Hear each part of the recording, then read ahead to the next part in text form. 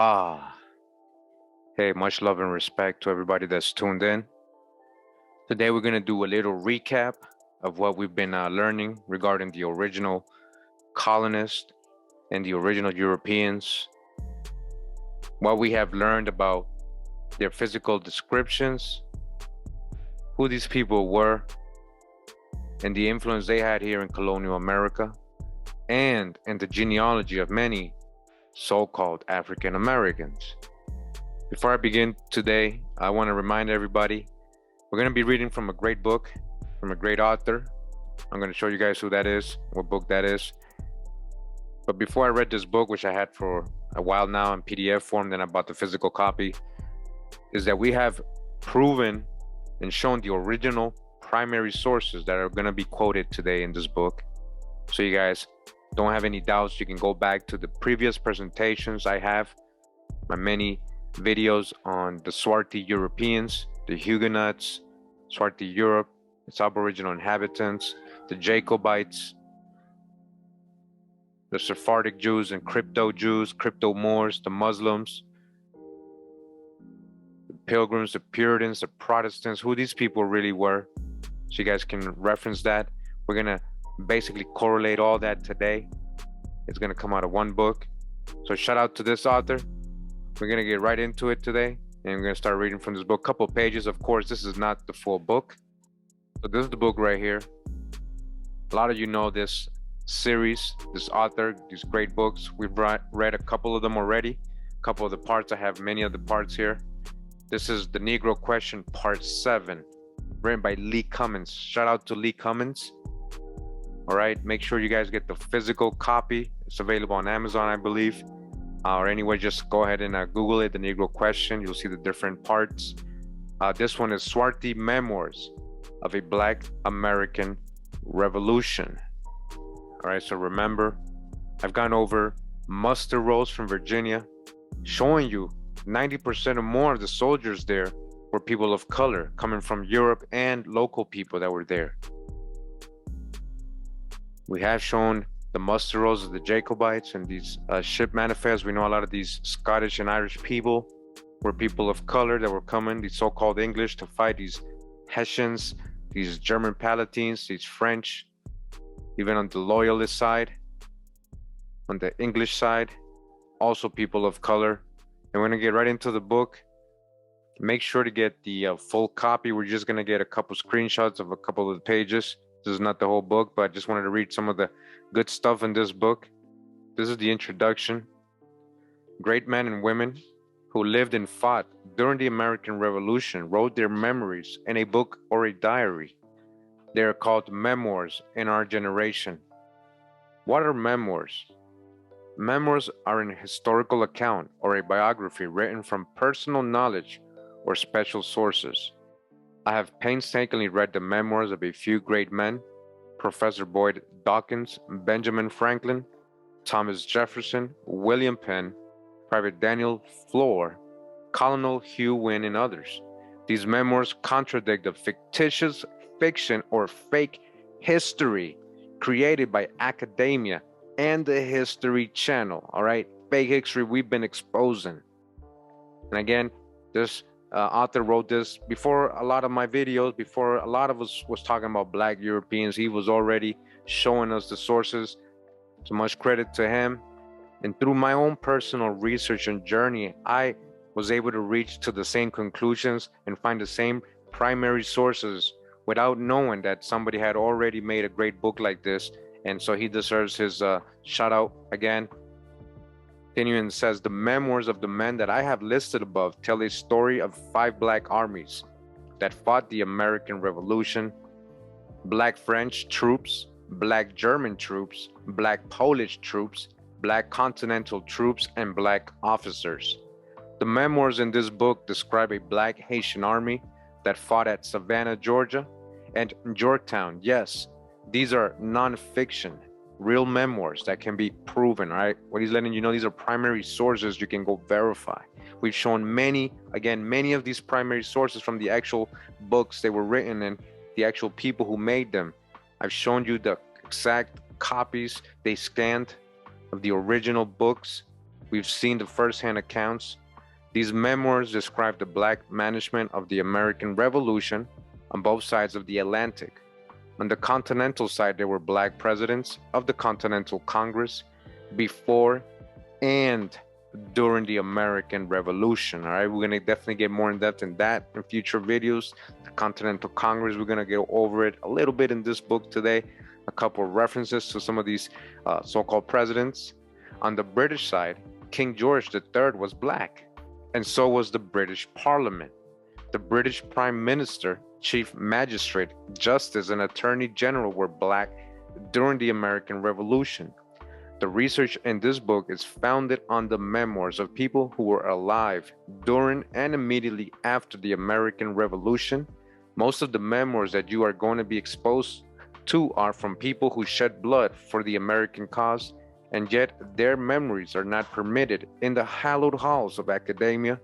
Why would academia do such a thing, huh? Why don't they teach this as part of the curriculum correctly? Because these memoirs tell a story that has never been heard with the hearing of the ears, a story of the black military occupation of the 13 colonies. The black British, German, Hessian troops occupied New York 6 years, Charleston, South Carolina 2.5 years, Savannah, Georgia 4 years, and Boston 7 years. And yet, this information has been blotted out from real-world history. The image on the front cover of this book depicts the black British German army as they are destroying a statue of the German king, King George III of England. All right, that was the cover of the book. The image is authentic and validates the words of Benjamin Franklin, in which he said, "The Germans are swarthy black." All right, we got that reference so many times from Benjamin Franklin's own words, 1750s. Primary source, he said that. The British hired over 30,000 black German Hessian troops to put down the rebellion in the 13 British colonies. This is the reason why I charged academia, the History Channel, Hollywood, and their museums with fraud. All of these entities have one thing in common. They teach false memories. These government-sponsored entities can't prove the authenticity of the history books that they write or the artwork that they display in their museums. These false memories are tools that the elite use to create artificial intelligence or a hybrid man. If you have read any of my work, you already know what this is. This is indeed the next episode, all right? So it gets deep. Here we just have some examples of what some of the Europeans are described as in these anthropological books. Just from Professor Boyd Dawkins. It says here our earliest ancestors, pages 96 and 97. In the year 449 AD, certain Englishmen came from North Germany, south of the Baltic Sea, and pushed the Black Britons, Basque, into Wales, Welsh, Westmoreland, Devon, Scotland, Cumberland, and Cornwall. The Romans placed a wall, 122 AD, in Britain to keep the marauding white barbarians out of the country. This wall was called Hadrian's Wall. Professor Huxley says the Iberian race, page 332, the Black Basque Iberian bones have been found all over Europe. James Anderson, Riddles of Prehistoric Times, pages 57 and 58. The Iberians in ancient times inhabited the western and southern parts of Europe. The Black Basque in Spain and France, the Dark Welshmen, the Scotch, the Black Celts to the west of the Shannon River in Ireland, as well as the same kind of men in Britain and Aquitaine in France. It says here Genetics, Institute of Evolutionary Biology, Barcelona, Spain, published in the Nature Journal of 2006. Author Dr. Charles Laluesa. He says genetic tests revealed that a hunter-gatherer who lived 7,000 years ago had the unusual combination of dark skin, dark hair, and blue eyes. Continued. 2 hunter-gatherer skeletons were discovered in a cave in the mountains of northwest Spain in 2006. The cold, dark conditions meant the remains called La Brana 1 and 2 were remarkably well preserved. Scientists were able to extract DNA from a tooth of one of the ancient men and sequence his genome. The team found that the early European was most closely genetically related to people in Sweden and Finland, but while his eyes were blue, his genes revealed that his hair was black or brown and his skin was dark. His skin was dark. You have to remember that dark is code word for black. And this year, 84th annual meeting of American Associates Physical Anthropologists Research study published bioRxiv site. Dr. Lane Madison, geneticist at Harvard University. Ancient DNA makes it possible to examine populations as they were before and after adaptation. Dark-skinned black people arrived in Europe 40,000 years ago and retained their dark-skinned black skin for longer than originally thought. The article goes on to say, rather than lightening as previously thought, the first people retained their dark skin color. Joseph Ritson, the Highlanders are generally diminutive, with brown complexions, and almost always with black curled hair and dark eyes with black curled hair, brown complexions. The spreadsheet below is from a ship manifest that describes the black Highlanders as they are boarding prison ships. They are described as black men. I guess Ritson was right. All right, so again, we've shown many of these musters, the originals, and this is some as he's showing the Scottish Highlanders. It says here George Samuel 18 brown, James Donald 20 brown, Andrew Matthew dark complexion, and so on and so on. So we got William Jackson, Donald McDonald, William Ross, Duncan Campbell, John Cunningham, Hugh McPhee, Daniel Dingwell, John Bowie, Duncan Orr, James Reed, George Hume. All right, all of them people of color, right?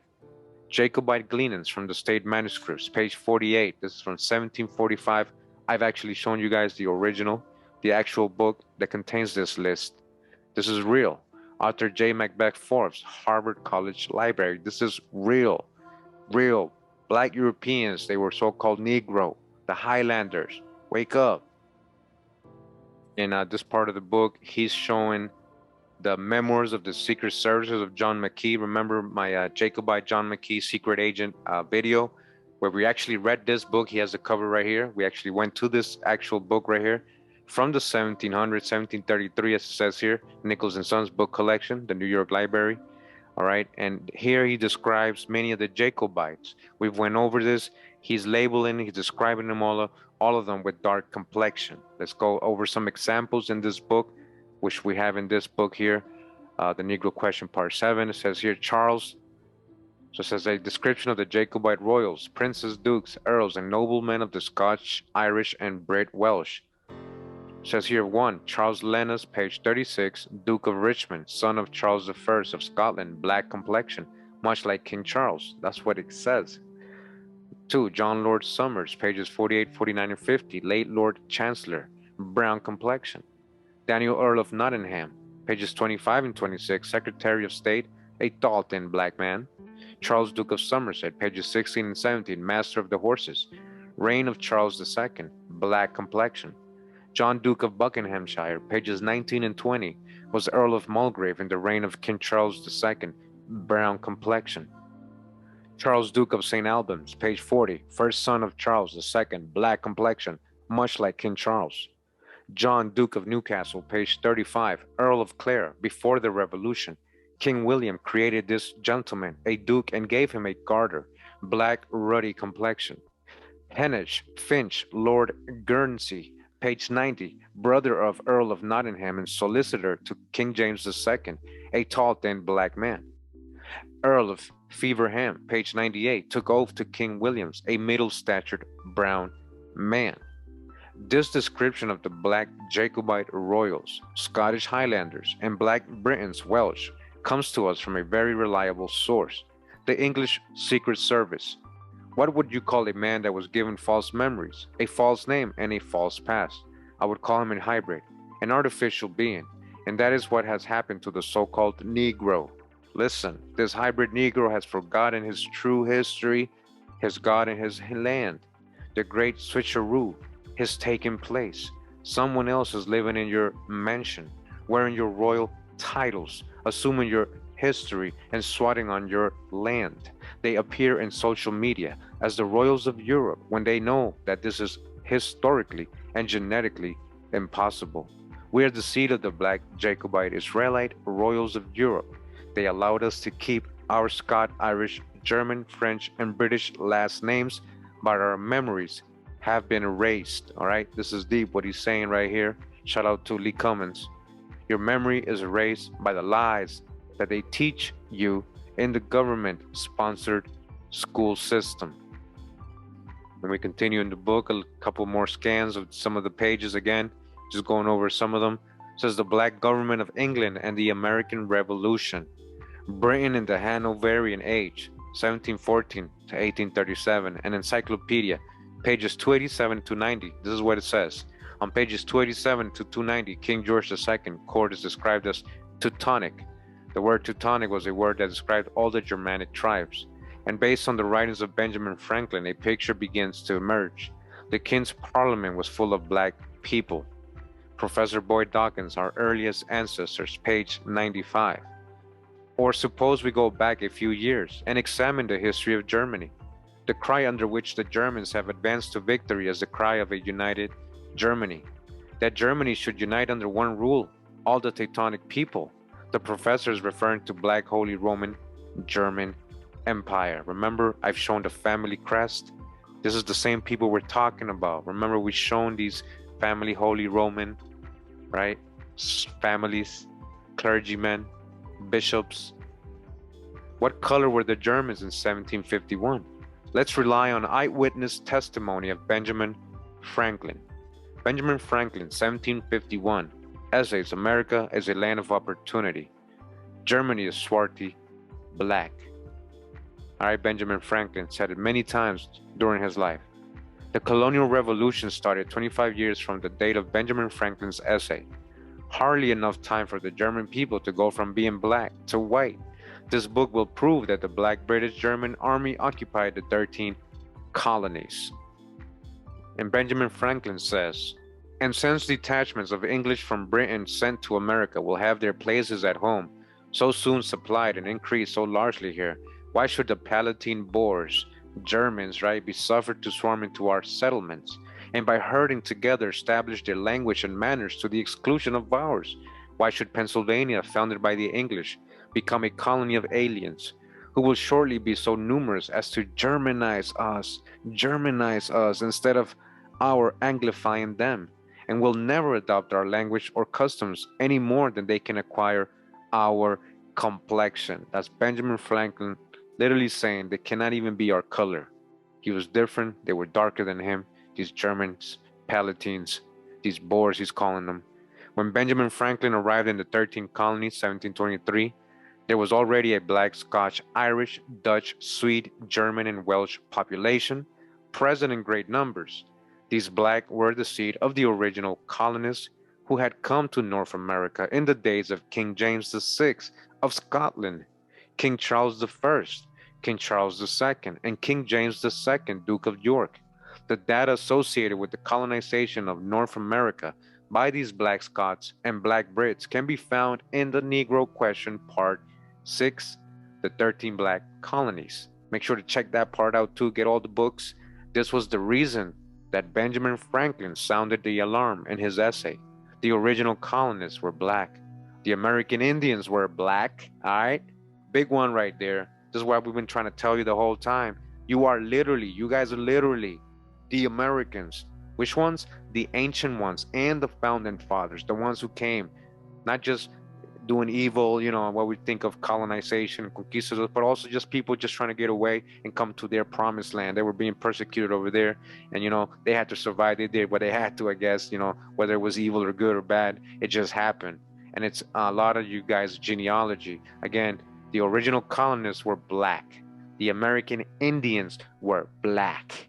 And here comes another 70,000 black Europeans, Germans and Scotch Irish, pouring into Pennsylvania.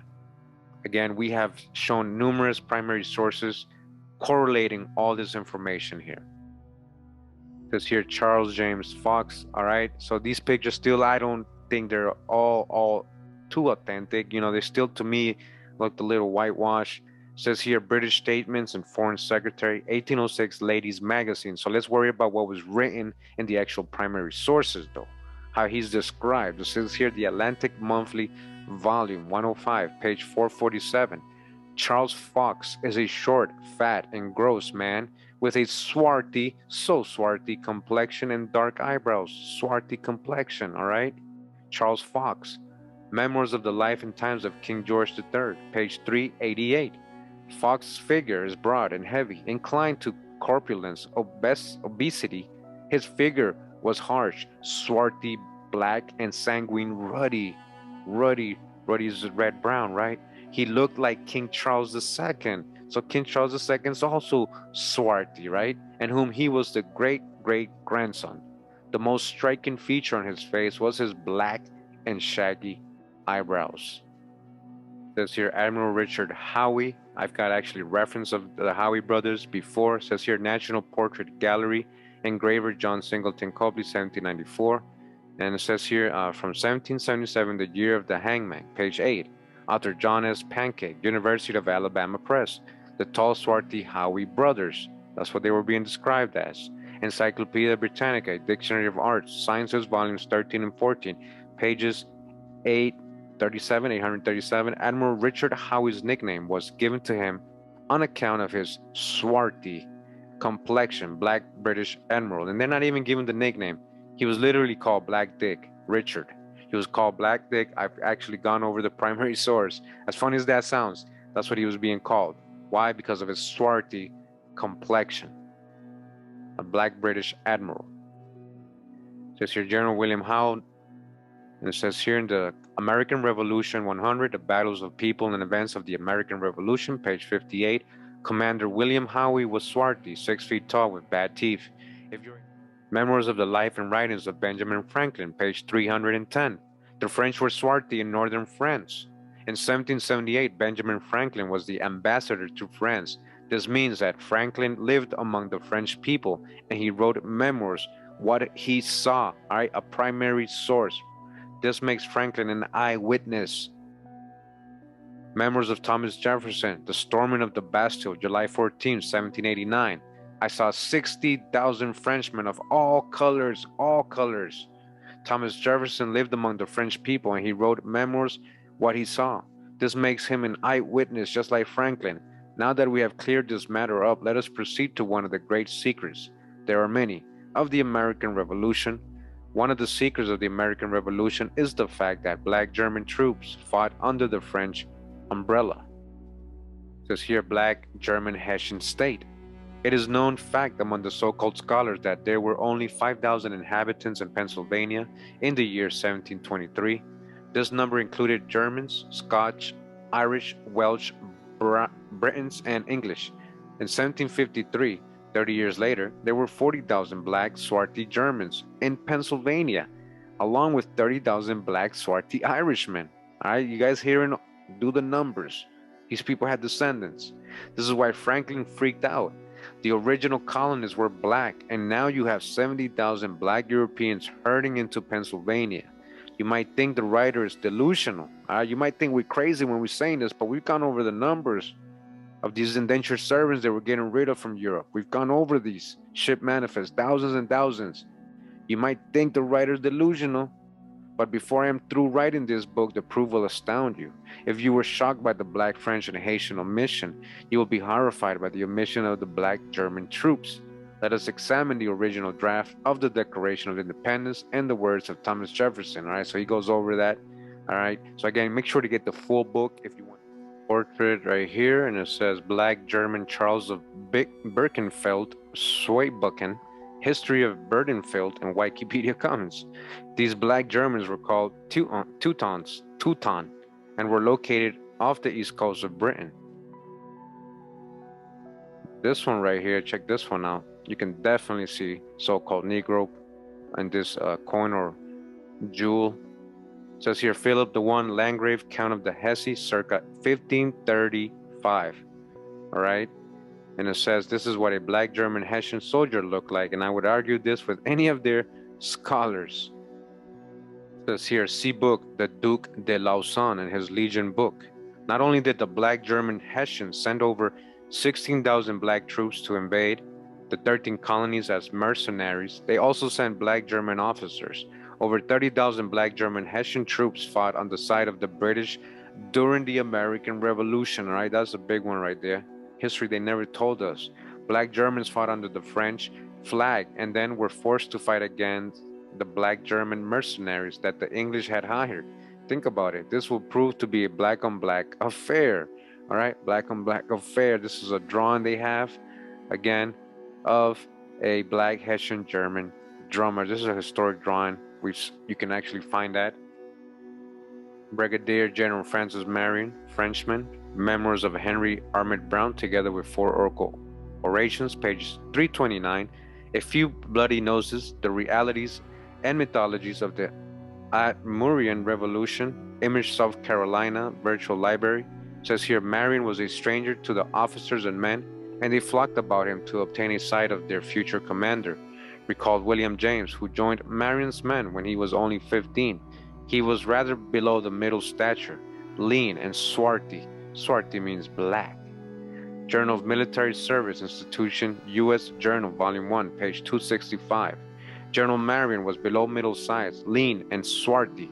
His French betokened unmistakably his Huguenot ancestry, Moorish Huguenot ancestry. Who are the Huguenots? Again, we've gone over, have many videos on the Huguenots. I have a whole 4 or 5 hour video on the Huguenots alone, who they were. All right, definitely swarthy people, black French, definitely. This is a black French general, knowing now that he's a Huguenot. See how it all correlates. It says General John Sullivan, Memoirs of Henry Armored Brown, together with 4 historical orations, page 329, Yale University. Swarthy John Sullivan is a little headstrong, but brave as a lion. Black Scottish Continental general, all right? These are literally how these people were being described, okay? That means black, swarthy. General John Sullivan was a black Scotch-Irish general that fought on the American Continental side during the Revolution. The Scotch-Irish were black from ancient times. Captain Paul Jones, Memoirs of the Marquis of Rockingham and his Contemporaries, Volume 2, page 379. An adventurer with a single ship caused an almost consternation in the north. I mean, Paul Jones, this celebrated renegade from Scotland, was a short, thick-set man with coarse medieval word for nappy, features, and swarthy complexion. Captain Jones is a black Scotch-Irish with coarse nappy hair, black Scottish Continental officer. Captain Paul Jones, Appleton's Magazine, Volume 6, page 116. Mademoiselle Telisson, arrow equals white paint. Captain Paul Jones' hair and eyebrows are black, and his eyes are large, brilliant, piercing. His complexion is swarthy, almost like that of a Moor. All right, that's from that magazine. Mademoiselle Telisson states that this man was so black that he looked like a Moor. How can you be black and look black? There was an attempt to paint the image white. General Charles Lee, Washington and His Generals, or Legends of the American Revolution, Volume 1.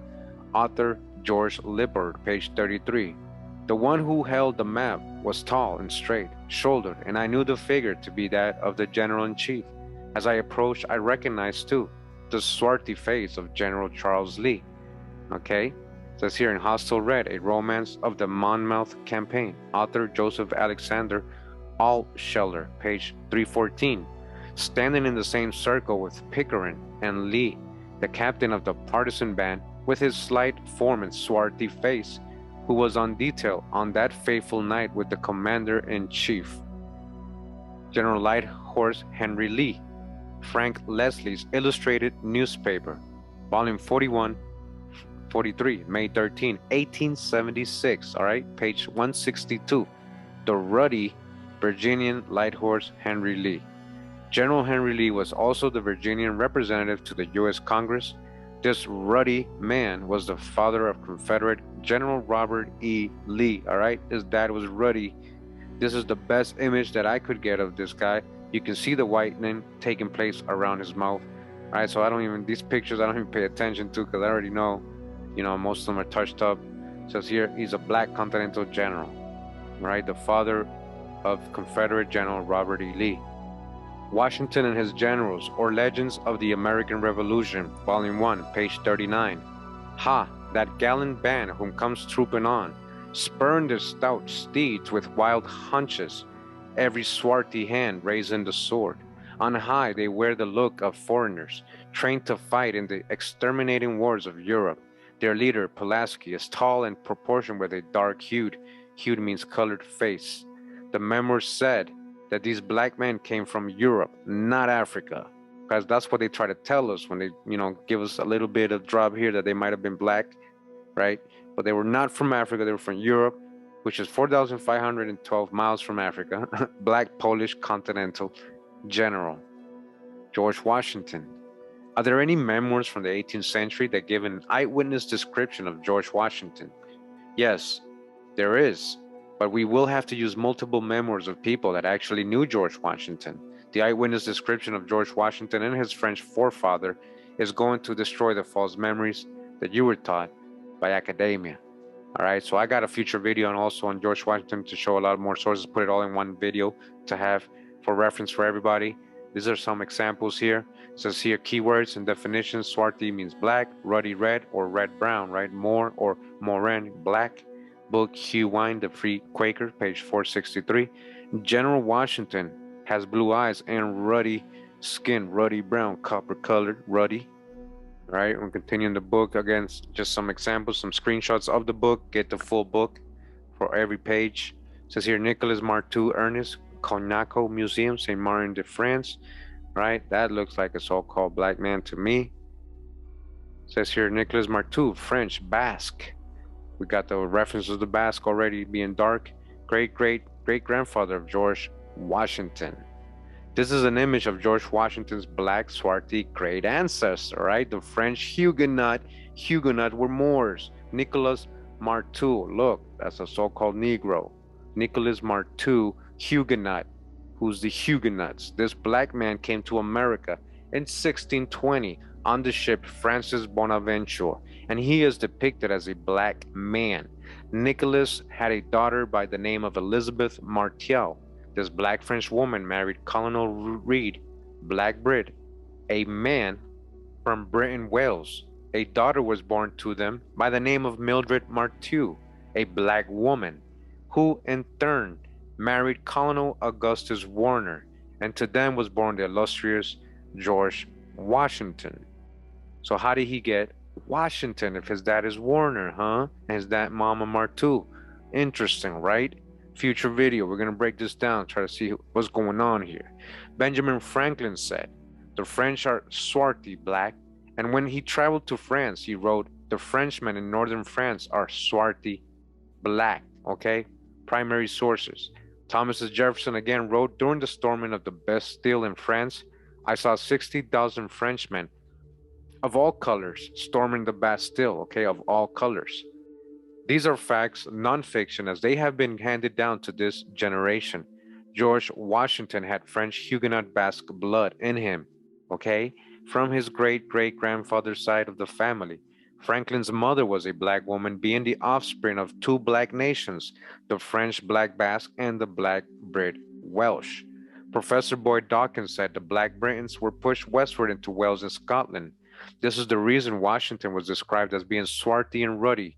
He was a mulatto French-Welsh prince. Have you ever seen a street fight that started in the street and then it ended up in somebody's front yard? This great argument, Memoirs, has come forth from the grave and is banging on the front doors of academia. It is time to examine the black occupation of the 13 colonies. Wake up. All right, and we got an image right here. Supposedly, not sure how they got this image. It says here, President Andrew Jackson, French Huguenot Basque blood, French Huguenot Basque blood, Andrew Jackson, lithograph, 1830, Library of Congress. All right, is that a little coarse hair? Is that a coarse white hair? This is an original print of President Andrew Jackson being depicted as a black Frenchman, along with the various black Indian chiefs. Take a closer look at the picture on the wall. Behind Jackson, the Indians is depicted as black. All right, unfortunately, we don't got a good image of that. but that's what he's saying.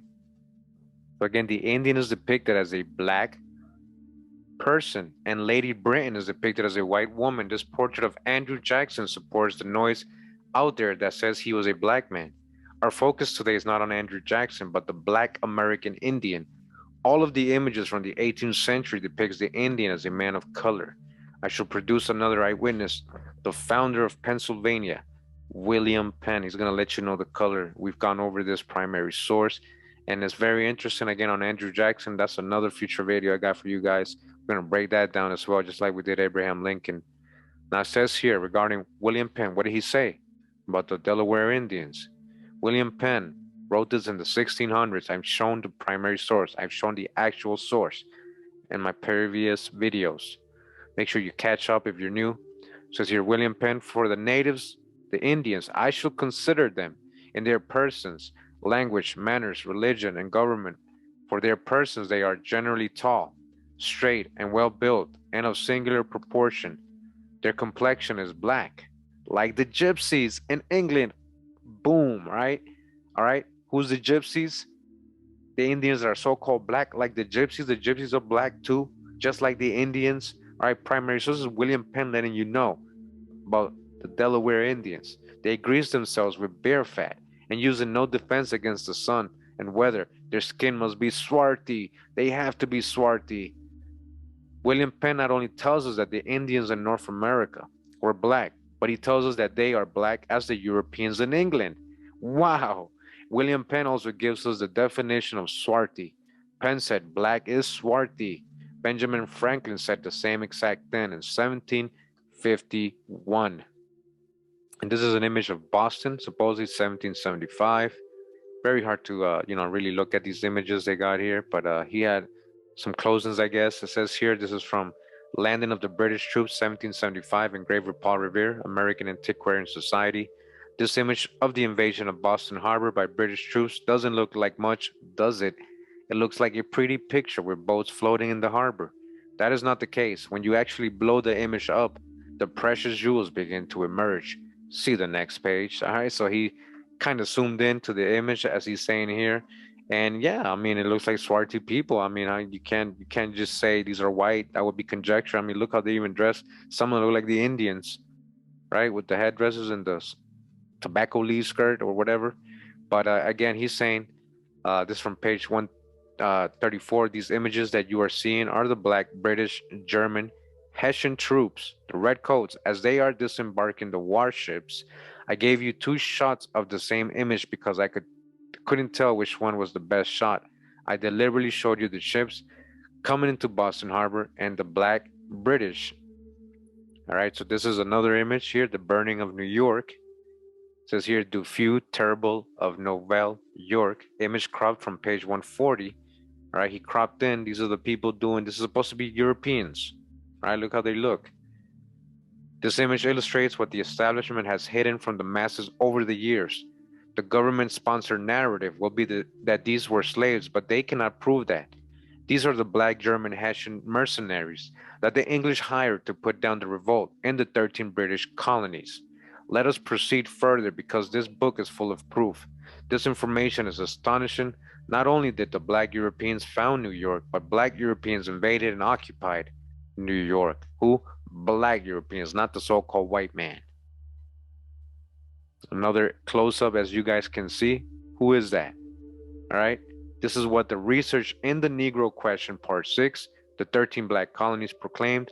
In Part 6, I give a timeline in which the black Scottish colonists arrived into the colonies.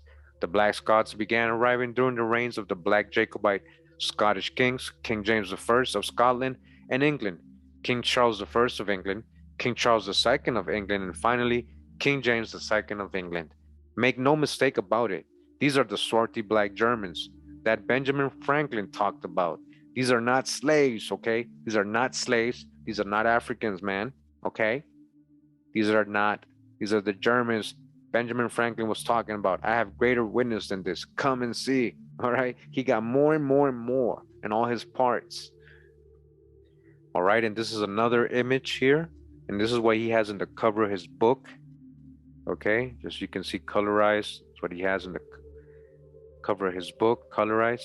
And here it is again, right? As they drew it, or as it looks in black and white.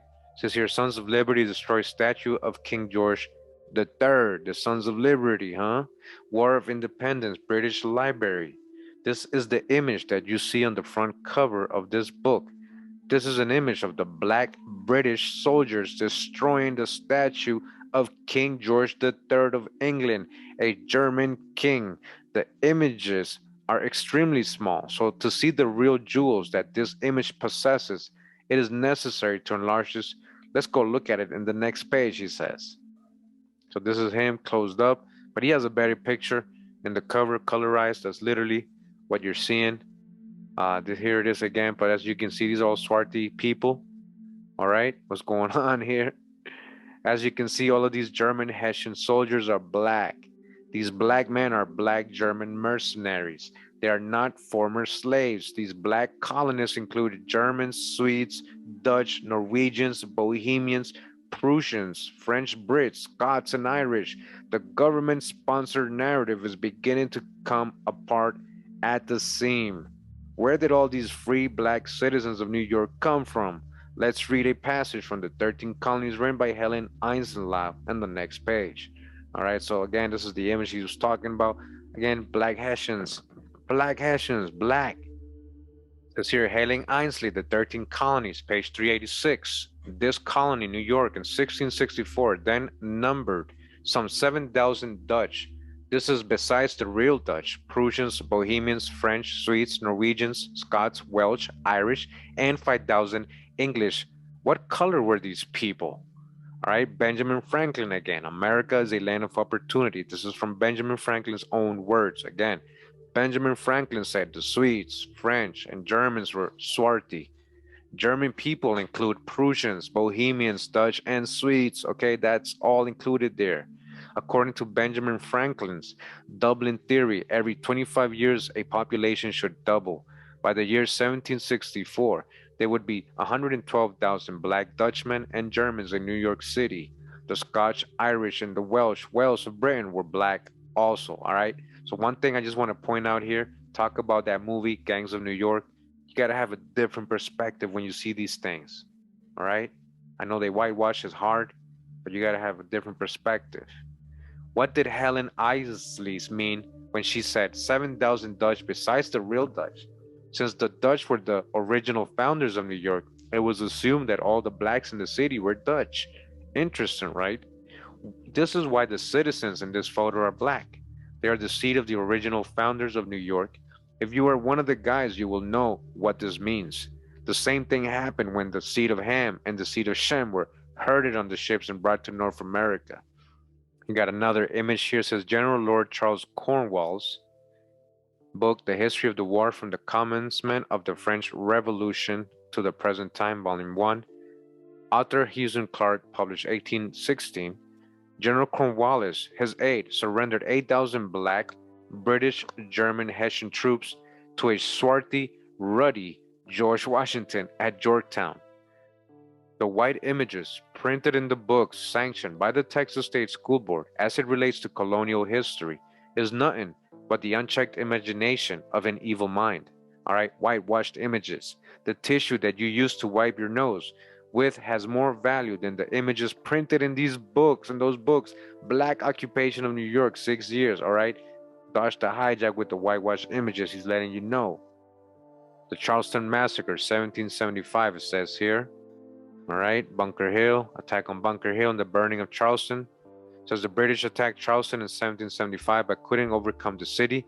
In the year 1780, British General Cornwallis, along with the black German Hessian troops, invade and occupy Charleston, Massachusetts until the year 1782. Black occupation of Charleston, 2.5 years. All right, and he zoomed in to the troops. As you guys can see, all black folks here. That's what he's letting you know. They made it all blurry. They did it all small so you wouldn't notice. This is an authentic image of the black British German troops as they are entering and unloading in Charleston Harbor. This history that you are reading has been hidden from the entire world, including your preacher. It is written that it is where possible they would fool the very elect. Black occupation of Massachusetts, 7 years. All right, here we're going over ship manifest. The Veteran from 1745. That's the ship name. Place of origination, Liverpool. All right, and this is I've shown the exact primary source on this, the Jacobite gleanings from the state manuscripts. I've shown this again. We have here Robert Adam, brown smooth face. William Bell, black curled hair. Dougal Campbell, brown complexion. Alexander Katanak, black ruddy. Dougal Campbell, brown ruddy. Alexander Campbell, brown pock-pitted. All right, that's from pages 37 to 48. Author J. Macbeth Forbes, Harvard College Library. This is an eyewitness account of the black Jacobite Hebrew Israelites, noblemen, princes, and captured soldiers as they are boarding the prison ships to be shipped into the 13 colonies. The Campbells are described as brown and ruddy people. These Campbells match the description of the Highlanders given by Professor Dawkins. What does this mean? This means that racist Georgia was captured and occupied by a black Scottish Highlander, Lieutenant Archibald Campbell, along with his black German Hessian soldiers. The black Hessians fought off the Continental Army, led by General Benjamin Lincoln and Comte d'Estaing. During the siege of Savannah, 4,000 free black Haitians fought on the side of the American colonists. That's some more images here. You guys can see black Brit German troops. He's pointing out here. Free Haitian troops, black British German troops, free Continental groups, and it's all black folks here. This is the true history of the occupation and siege of Savannah, Georgia. The black British German Hessian invasion force fought off the black French and black Haitian forces. These were 4 black armies present in Georgia, okay? So wake up, you gotta break the spell. All that whitewashing they did. There were 4 black armies present in Georgia. Shout this, shout it. 4 black armies present in Georgia. On the top of Stone Mountain, shout it. Go to Stone Mountain in Georgia. I've been there. Go to Stone Mountain in Georgia and shout this. Black occupation of Savannah, Georgia, 4 years. What politeness demanded? Ethnic omissions in Benjamin Franklin's autobiography, Mark L. Harris, Penn State University. It is well documented that both Philadelphia and Pennsylvania were home to a large and diverse non-British population during the 18th century. When Franklin arrived in the city in 1723, its population of about 5,000 already included large numbers of Germans and Scotch-Irish, in addition to its English and Welsh. Welsh equal Black Britons. Inhabitants. Over the following 30 years, while Franklin became first a prominent printer and then a professional public figure, a noted natural philosopher, the city was inundated by immigrants. Some 40,000 black German speakers landed at Philadelphia in the period, and a further 30,000 black Scotch-Irish migrants entered Pennsylvania. There were over 80,000 blacks entering Philadelphia within 30 years of Benjamin Franklin's arrival. All right, you guys, I hope you guys are paying attention. This is real history. Gotta break the spells. Whatever personal feelings you have, what you feel about the topic of black Europeans, you know, this is real history. The Welsh Wales are the original black Britons that were pushed into Wales by the invading whites in the year 449 AD. I wouldn't even say they were whites. I would say those were even other people of color. The 40,000 black Germans are a mixture of black French Huguenots, and black Germans. The black Huguenots migrated to Germany, Ireland, and Wales. They ended up in these places, so they came to be known as Germans, Irish, and Welsh, but they were actually Huguenots or Moorish Sephardic Jews. Following the reversal of the Edict of Nantes by King Louis XIV, better known as the Sun King, when you put the Germans and French in the same room, you couldn't tell them apart.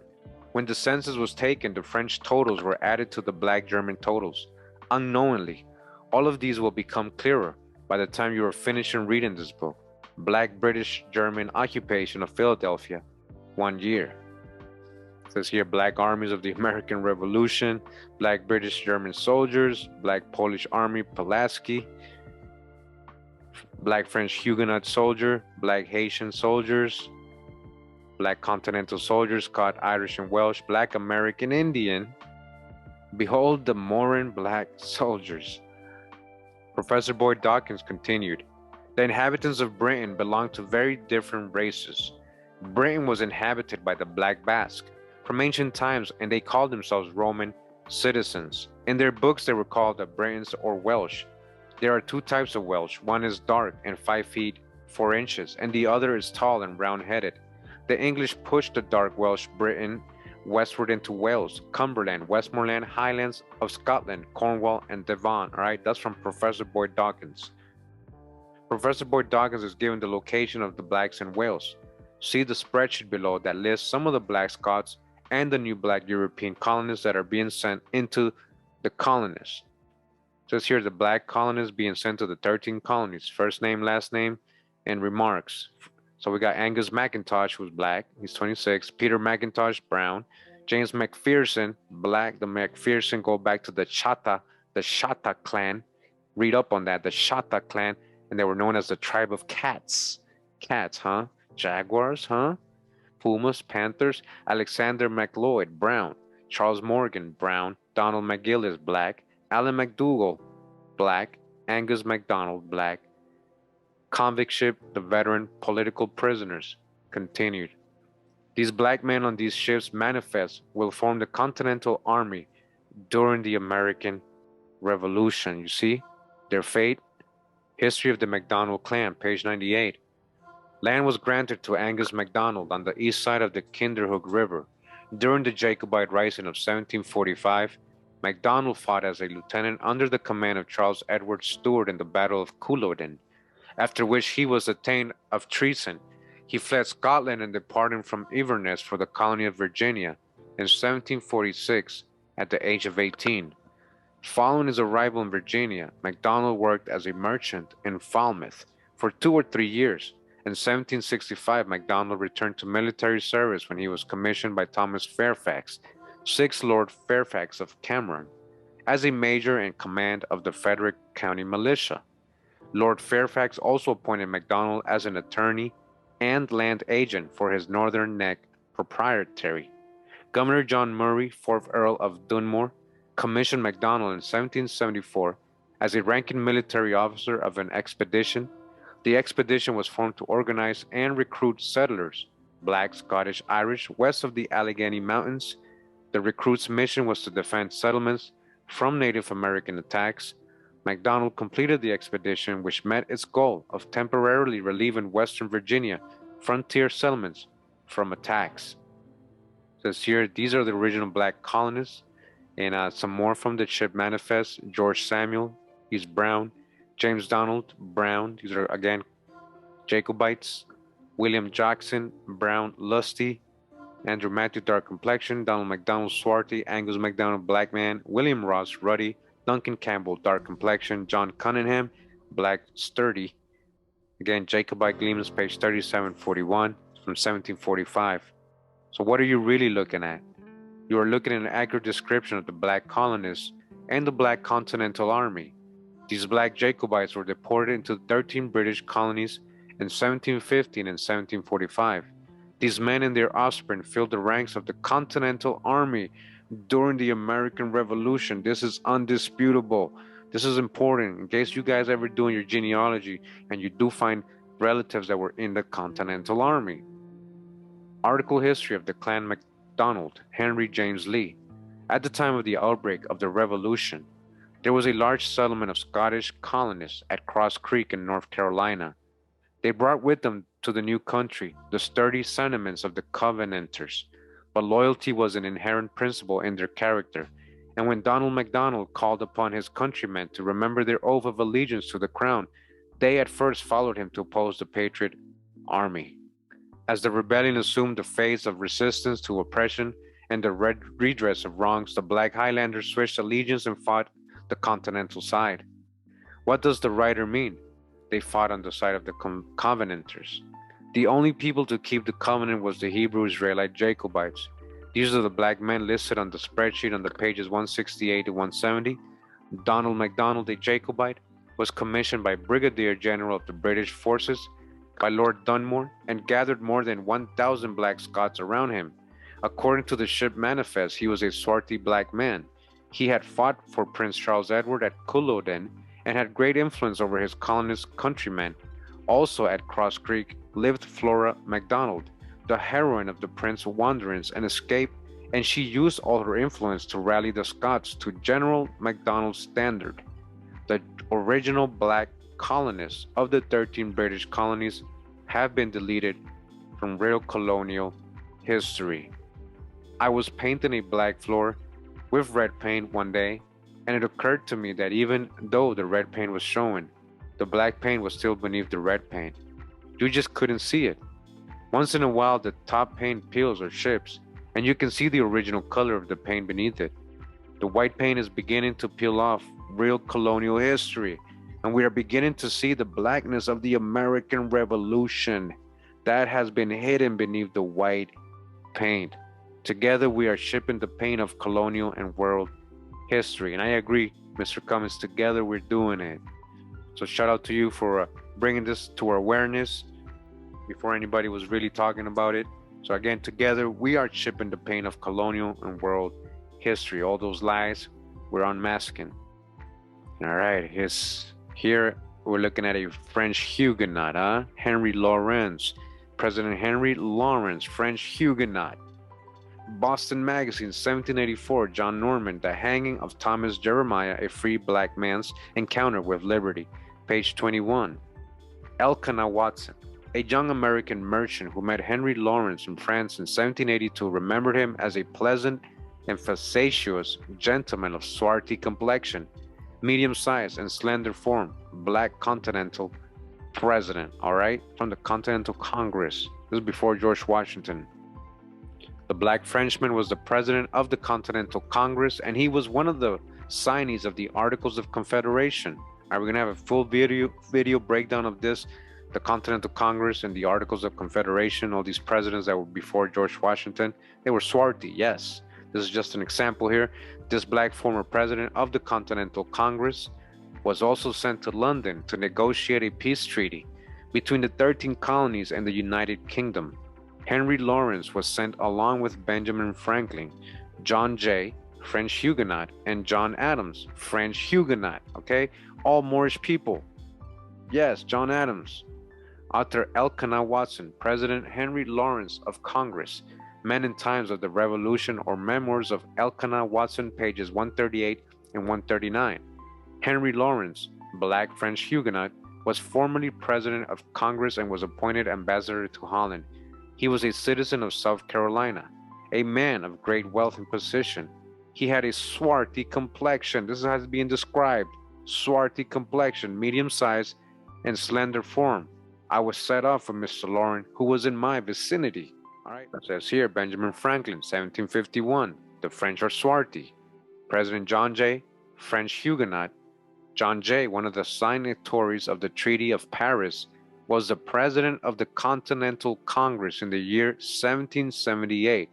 He was a swarthy black Frenchman.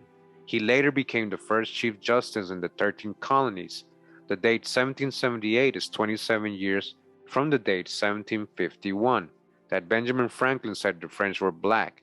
This is not enough time for skin color to change from black to white, all right? And he's a Huguenot. We already know who the Huguenots are, right? President Elias Boudinot, French Huguenot. We've gone over him where we've shown sources describe him swarthy. There's another one here. It says Elias Boudinot, a swarthy black Frenchman, became president of the Continental Congress in the year 1782. How interesting that these first, presidents were kind of French, right? Black French or Huguenots, huh? What a coincidence. This black Frenchman was president during the final years of the American Revolution, and he was descended from de la Tremblay family in France. The date 1782 is 31 years from the date 1751 that Benjamin Franklin said the French were black. Again, this is not enough time for skin color to change from black to white. I have an image of the members of the Second Continental Congress. 11 of the signees were black Scots. 5 of the signees were black Welsh Brits, 1 Swede and 2 Irish. And this is very interesting coin or image that he got here. And these do look like so-called Negro people, right? It says here the Declaration, John Bull Declaration of Independence coin. This is a coin here, 1776, Library of Congress. All right, guys got to look for this coin. It says 10 years after the Declaration of Independence was adopted, John Trumbull traveled the country in a carriage seeking out all the men who signed the document. He wanted to paint their likeness as part of a monumental work depicting the nation's founding moment. This means the man was an eyewitness to the skin color of the delegates. He saw them face to face. He carried a small painting, protected by a special case, to which he would add each portrait as he found each member of the Revolutionary Congress. So again, here's the image. Look up any of the numbered individuals on this medal and then locate the name on the key below. The paragraph below the key will let you know from what race these men descended. Based on this information, you will be able to determine each man's true color. All right, so he put all the names here with the numbers, and then he breaks it down who they are. It says here the Black, Scotch, Irish signees: William Hooper, North Carolina; Philip Livingston, North Carolina; Thomas McKean, Pennsylvania; Edward Rutledge, South Carolina; James Smith, Pennsylvania; James Wilson, Pennsylvania; John Witherspoon, New Jersey. The Black Welsh signees are Thomas Jefferson from Virginia; Francis Lewis, New York; William Williams from, Connecticut; George Reed, number 43 of Irish-British descent. All right, so we continue in the book, and this is the cover of a book. It's called The Description of the Western Islands of Scotland, circa 1695, A Voyage to St. Kilda. This is another primary source. We actually read this book, Swarthy Europe, videos that I did, and it's going to tell you what the inhabitants of that area, the ancient inhabitants, what they were described as. It says here, this book, A Voyage to St. Kilda, was published in the year 1695 and is only 80 years from the start of the American Revolution. These black Scots had been pouring into the 13 black British colonies since the days of King James VI of Scotland. Take a look at the physical description of these black Scots below. Now, this is in the book he's quoting, okay? Guys can go read this book and verify for yourself. Anybody who's doubting this stuff, we've shown it already in my previous videos. Make sure to go back to my old videos, get all the info. It says here, the complexion of the islanders of Skye is most part black. The complexion of the islanders of Arran is generally brown complexion. The complexion of the islanders of the Isle of Jura is a black complexion. The complexion of the islanders of the Isle of Colonsay is a black complexion. This is primary sources. The complexion of the islanders of the Isle of Giga is a black complexion. I want to drive this point home. The original people of Scotland and Wales, Welsh, were black people from ancient times. It is necessary to overemphasize this point because of the fake history that is being shoved down our throats, right? Fake history. And we continue, it says here, Journal of the Royal Institute of Cornwall, issues 49 and 52. Footprints of vanished races in Cornwall, page 293. The Ivernians were short, being on average less than 5 feet inches in height. They had black hair, straight noses, black eyes, and dark brown skin. The present Basque represents, according to Boyd Dawkins, the old Ivernian race of South Wales and are singularly like the Basque skulls. All right, and it says here, Edward, the Black Prince of Wales, Welsh effigy. It says here, Wikipedia Encyclopedia, 1376 AD, but these are real images. This is not from Wikipedia. It says here, this is Edward, the Black British Prince, whose effigy mirrors his nickname. What else am I to believe? All right, that's a so-called black man there. It says here, Virginia, life, growth, and development in Virginia colony, 1700 to 1760. The number of people residing in the Virginia colony slowly increased between the years 1700 to 1730, but between the years 1730 and 1760, 240,000 black Irish Scots moved to Virginia. Let's get another description of the Scots Irish. It says here, Western Islands of Scotland, 1695. This book dated 1695 describes the black Scotch Irish from Scotland. The circulation date for this book, 1695, runs concurrently same time with the colonial era. This book was written during colonial times, which makes it a current event for that generation. The complexion of the islanders of the Skye is most part black. The complexion of the islands of Arran is generally brown complexion. All right, so it keeps going over the same. These are the people of Scotland, and as you can see, the eyewitness describes them as black people. The Scots that were pushed into Ireland were called the Scot-Irish. That is the reason they used to say, if you have seen a Scot, you have seen an Irishman. Source Peter H. Woods. The Change in Population, Powhatan's Mantle, Indians in the Colonial Southeast, University of Nebraska Press, New England, 1989. The total population of Virginia east of the Appalachians in 1670 was 327,000 people. This means that 2/3, 240,000 Scots of the Virginia population in 1760 consisted of the Black Scot-Irish. Have you ever sat in the midst of a brainwashed historian? They love to say that 250,000 free Negroes fought on the side of the North in the American Civil War. They love to say these Negroes were former slaves, or that these were Negroes whose masters freed them with their last dying breaths. Now listen to this. Now that we have examined the real data from the past, we know that the narrative is foolishness. That's false. These were the sons of the Black Scots that founded the 13 colonies. This is deep, and it's not me telling you. Don't take it offensive. A lot of these free people of color were actually Black Europeans, not just Indians. That's foolishness narrative. These were the sons of the Black Scots that founded the 13 colonies. It says here, Congressional Serials, said page 12. The Scot-Irish at one time formed almost the entire population of West Virginia. This is creepy incredible. Virginia at one time was almost entirely black. Thomas Jefferson was born in Shadwell, Virginia in 1743, and he was a descendant of the Scotch-Irish. In 1695, the Scots were described as black people, pages 209 and 210. Like I said before, 48 years is not enough time for people's skin to change colors. All of these black Virginians have been painted white, including Thomas Jefferson, their pictures destroyed and their lands confiscated. Your last name is the key to your poverty and your wealth. Listen to him. This is the same thing that happened to the real Israelites when they went into captivity. Their pictures were destroyed. Their land was divided among Esau, Ishmael, and Japhet. That's deep right there. All right, and this is a cover he has of a great book we're going to definitely get into. Mentioned it before in a lot of my videos, especially when we're talking about the Black Irish. And the book is Whence the Black Irish of Jamaica by Joseph J. Williams. Like, who are they? It's literally what he's saying. The Black Irish, author Joseph J. Williams, PhD. This book was written by the Jesuit priest Joseph Williams. In his book, he states that 100,000 Black Irish children were shipped into Barbados, Jamaica, and Virginia.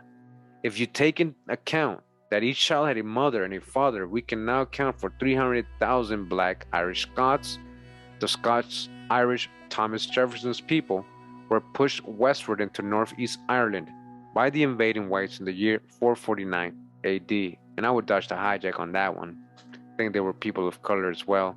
So this is again a close-up, image blown up from page 213. Oliver Cromwell Edict 1653. Those who fail to transplant themselves to Connaught or Clare, Ireland, within 6 months shall be guilty of high treason.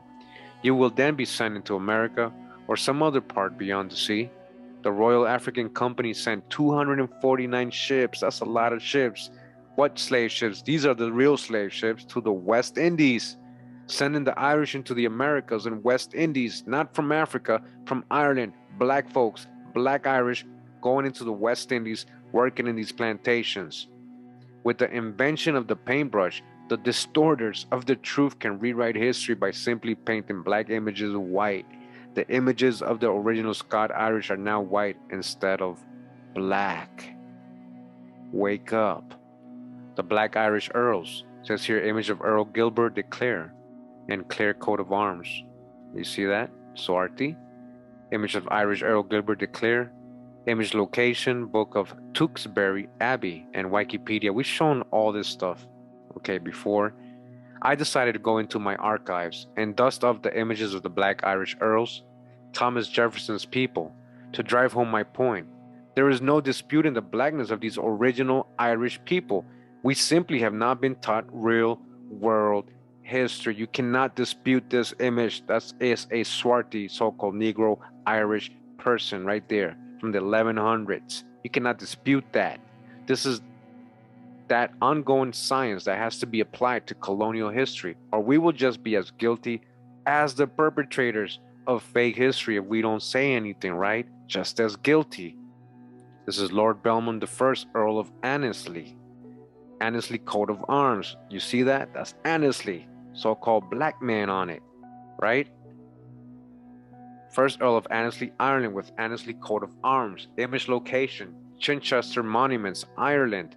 This is an image of Lord Belmont, the first Earl of Annesley in Northern Ireland. The Annesley family coat of arms is to the left of Lord Belmont's image. The coat of arms and the image of the Earl speak for themselves, right? Black man right here on the left, and so-called black folks painted right here in this coat of arms, this family crest, all right? Noble Europeans. All right, so right here he has more examples.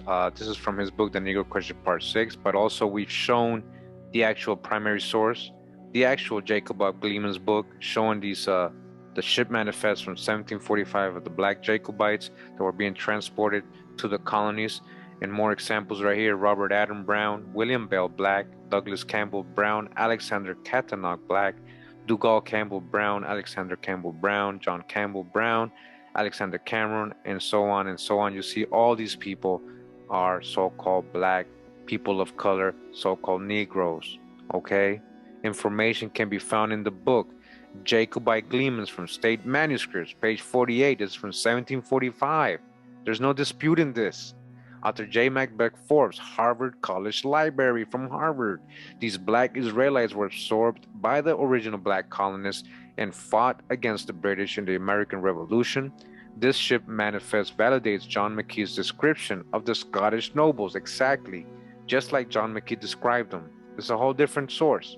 William Penn's description of the black gypsy Europeans and Benjamin Franklin's statement that the Europeans were black. It's all correlating. Why are we ignoring all this information?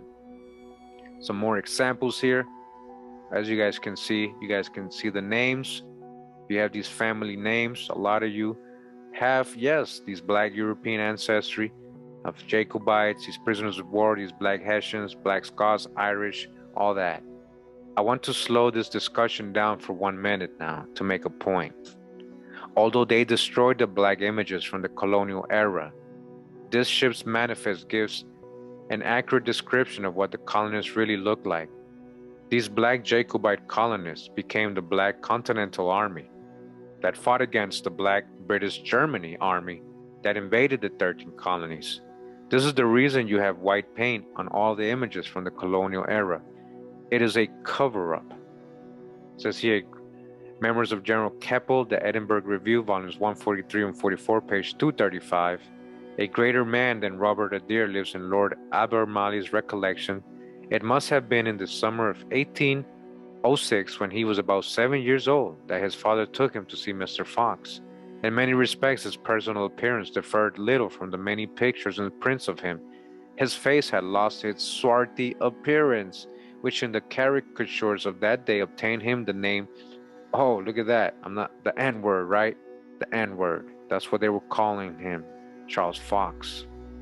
British aide-de-camp Lord Rawdon says, with Washington at Valley Forge, Walter Bertram Foster, page 237, it says, British aide-de-camp Lord Rawdon, that swarthy, haughty nobleman, both hated and feared by all that came in contact with him, was quartered to Peter Reeves' house, all right? He was swarthy. Again, we got this before British General Barnastry Tarleton. Washington, his country, being Irving's Life of Washington being abridged, page 381. This bold dragon, or dragoon, General Barnastry Tarleton, so noted in Southern warfare, was about 26 years of age, was of a swarthy complexion with small black piercing eyes. Okay? Continental Colonel Hugh Wine. All right, again, the reference book is from Colonel Hugh Wines by Silas Weir Mitchell, page 125. It says here, we all rose as he drew near, my mother saying in my ear as he approached, now Hugh, it is Arthur Wynne. Now Hugh, take care. This newly found cousin was like all of us, Wynne family, tall, but not so broad as the other Wynnes. He was of a swarthy complexion.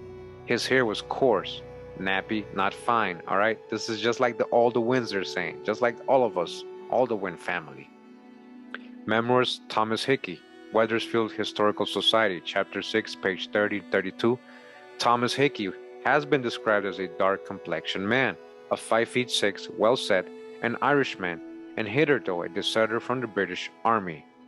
It says here Continental General Anthony Wayne, Valley Forge, A Chronicle of Heroism, Chapter 6, pages 31 to 32.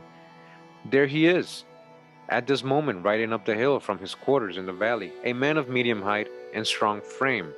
He sits his horse well with a dashing air. His nose is prominent, his eye piercing, his complexion ruddy. He has in him the qualities of a great general, as he shall show many a time in his short life of 150 years. General Anthony Wayne. There's here General Muhlenberg, Memoirs of Henry Armored Brown, together with 4 oracle orations, page 329. At the corner of the entrenchment by the river is the Virginia Brigade of Muhlenberg.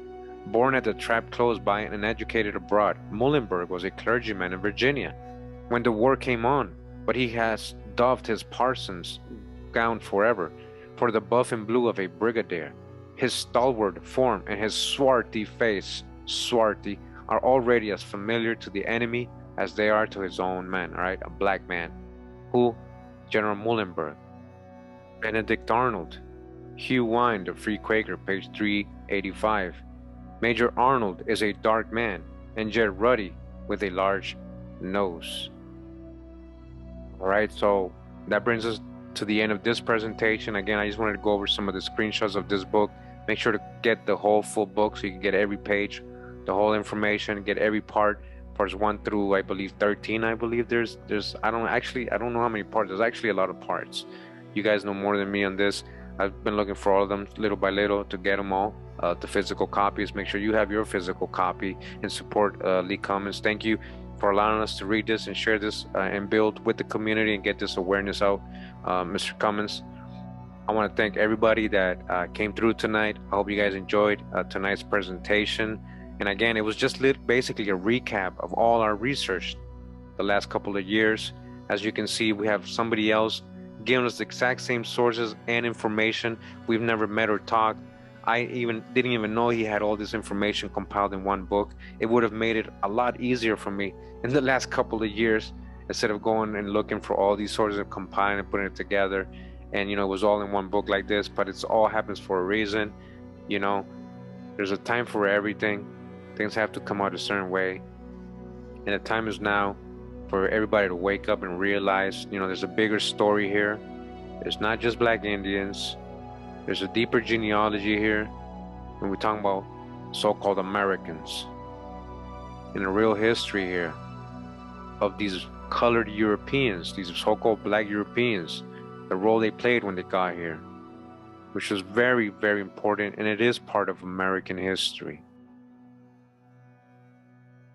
Much love and respect. Take care. Hawa.